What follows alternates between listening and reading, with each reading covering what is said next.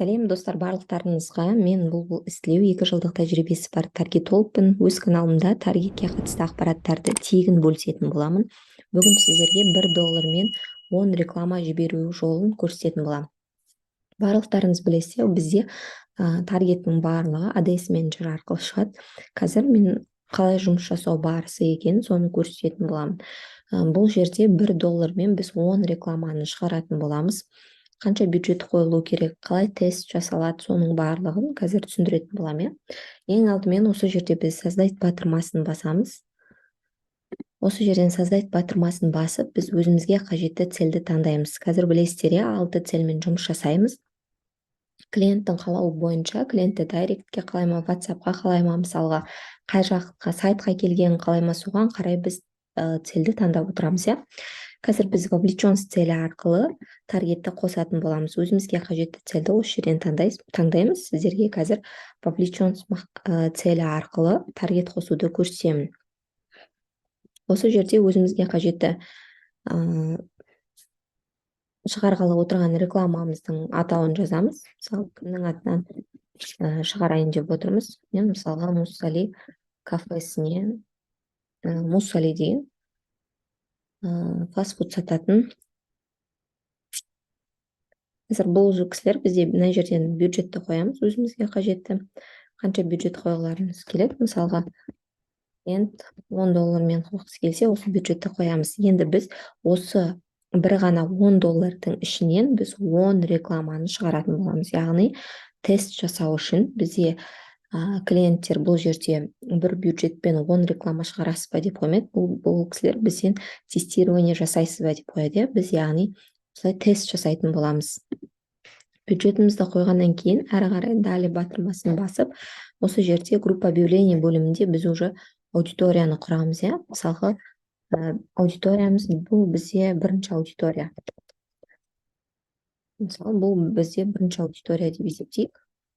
Одан кейін төменгі жақтан өзімізге қажетті Facebook'тың страницасын таңдап аламыз. Жаңағы Instagram аккаунтымызды жалғаған страницаны таңдап аламыз. Әрі қарай төменге түсіп аудиторияны таңдаймыз. Өзімізге қажетті аудиторияны таңдап, осы жердің барлығын толтырамыз.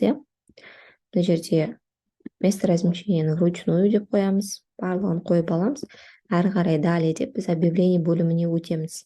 Осы жерден біз өзіміздің креативтерімізді қоямыз. Қазір мен мысалға сіздерге көрсететін болам. Қазір сіздерге көрсететін болам. Біздің дайын креативтерімізді.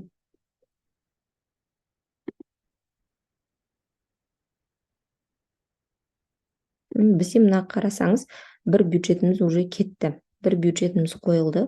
Мына жерде өздеріңіз білесіздер, основной тексті қоямыз. Мына жерде шаблон сообщениемізді, өзіміздің қоятын сөздерімізді жазып аламыз. Одан кейін әрі қарай бұл бізде, байқасаңыз, бұл бізде бір креатив кетті. Шатасып кетпес үшін біз мына жерге бір креатив деп белгілеп алайық. Әрі қарай келесі дублировать батырмасын басасыз. Объявление жаңағы қойған креативіңіздің жанынан 3 нүктеден бассаңыз дублировать деп шығады. Осы нәрсені басамыз. Әрі қарай бізде копия деп шығу керек. Осыны біз 2 деп өзгерте қоямыз. 2 деп өзгерткеннен кейін мына жақтан креативімізді өзгертеміз. Келесі жасаған, дайындаған макеттіңізді қоясыз мына жаққа. Келесі дайындаған макетіңізді қойып шығасыз. Міне байқасаңыз, бізде екінші креатив кетті уже. Бір $10 мен 2 креативіміз жасалды. Әрі қарай қайтадан біз дублировать етеміз. Бұл жерде бізде 3-ші макет кетеді. Мына жерден міндетті түрде өзгертіп отыруыңыз керек, шатасып кетпес үшін, өзіңіз үшін де. Және де сіздер мына жақта основной текстті міндетті түрде толтырасыз. Мына жерде шаблон сообщениені ұмытпаған дұрыс, қандай жазу керек екенін. Ең алдымен таргет шығарар уақытта осының барлығын дайындап аласыз. Мен мына жерден тағы бір креативті алып жатырмын. Бұл бізде уже 4-ші креатив кетіп жатыр. 3-ші креатив кетіп жатыр. Келесі тағы да дублировать етіледі бұл жерде. Уже бұл бізде 4-ші креатив.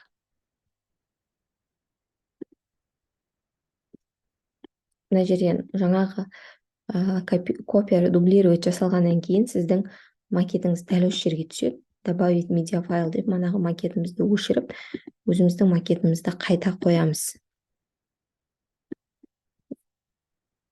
Міне көрдіңіз ғой. Бізде бұл уже 4-ші креатив, 4-ші макет қойылды. 4 макет, 4-еуі де міне әртүрлі макеттер қойылды.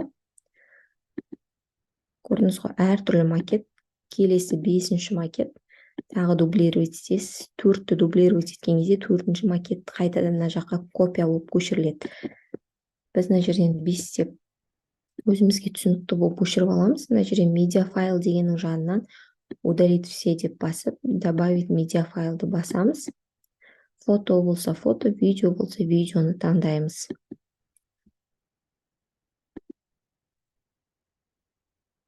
Осылай жасаған креативімізді салып, әрқайсысын салып отырамыз. Мысалы 5 креатив кетті, тағы да мысалға бірнеше креативтеріңіз болса, 10 креативіңіз болса, дәл осылай дублировать ете бересіз барлығын. Мысалы 5 деп қойын. Көрдіңіз ғой, мынаның барлығы уже дублировать етілді. Осылардың әрқайсына ішінен өзіңіздің әзірлеген макеттеріңізді салып қоясыз. Бұның барлығы, қараңыз, бір бюджетпен, мысалы бір $10 бір аудиториямен 10 макетіңіз кетіп тұр. Яғни бір бюджетпен шығарылып тұр. Дәл осы рекламаңыз, сіз бұл жерде бір ғана аудитория құрсаңыз, келесі аудиторияңыз, мысалы, мына аудиторияны широкими жіберсеңіз, келесі аудиторияңызды тағы дублировать етіп, дублировать етсеңіз, аудиторияңыз тағы көшеді. Мына жақта көріп тұрсыз, міне көріп тұрсыз, бұл жерде макеттер қоса түседі. Мына жерден аудитория 2 деп жазып, келесі аудиторияны құрсаңыз болады. Мына жаққа мүмкін интерестер таңдайсыз, мүмкін ретаргет жіберерсіз, оның барлығын өзіңіздің клиент аватарын құру арқылы, яғни жасаған стратегияңызға қарай кететін болады. Бұл жерде түсіндіріп өтейін, яғни сіз $10 2 аудиторияға 10 макет жіберіп отырсыз. Яғни бір бюджетпен 2 аудиторияға 10 макетті тест жасайын деп отырсыз. Дәл осылай рекламаңызды опубликовать деп басып, рекламаңызды жіберсеңіз болады. Сіздерге түсінікті болды деп ойлаймын. Сұрақтарыңыз болса, комментарийға қалдырсаңыздар болады. Келесі видеоларымда да пайдалы ақпараттарды бөлісетін боламын.